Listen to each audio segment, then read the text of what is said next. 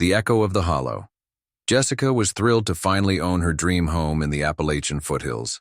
It was a small, rustic cabin surrounded by endless woods. Though the real estate agent had mentioned some strange local legends about the area, Jessica dismissed them as folklore meant to entertain tourists. On her first night in the cabin, the stillness was unnerving. Every creak of the wooden floors and whisper of wind against the windows made her heart race. Around midnight, she heard a sound that made her blood run cold, a faint voice calling her name from the forest.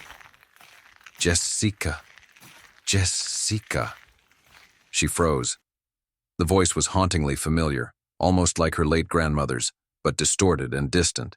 She reminded herself it must be the wind playing tricks on her and went to bed with her heart pounding. The following days were uneventful, though Jessica noticed subtle oddities. Her belongings seemed to move when she wasn't looking. A favorite book would shift from the living room to her bedroom. A set of keys she left on the counter would reappear in a drawer she hadn't touched. Then came the footsteps. They started faintly, almost imperceptible, but grew louder each night. The sound always stopped just outside her bedroom door. When she mustered the courage to open the door, there was no one there, only the faint smell of earth and decay. Jessica confided in her neighbors, a kind elderly couple, about the strange occurrences. Their smiles faltered and the husband shifted uneasily in his chair. "You didn't disturb the hollow, did you?" the wife asked. "The hollow?" Jessica replied, puzzled. The couple explained a local legend about a patch of woods near the cabin that was said to be cursed. Years ago, a small town nearby had vanished overnight.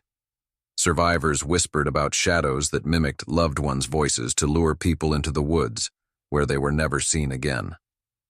Terrified, Jessica decided to sell the cabin, but she needed time to make arrangements.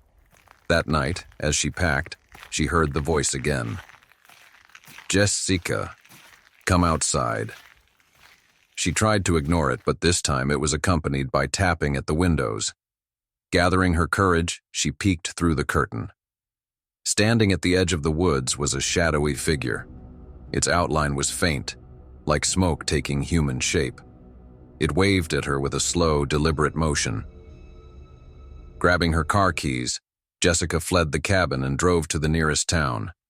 She found refuge in a motel and tried to explain her ordeal to the police. When they arrived at the cabin the next day, they found it empty. Her belongings were gone, replaced by piles of dirt and decomposed leaves. Jessica never returned to the cabin, and she still hears faint whispers in the dead of night, always calling her name.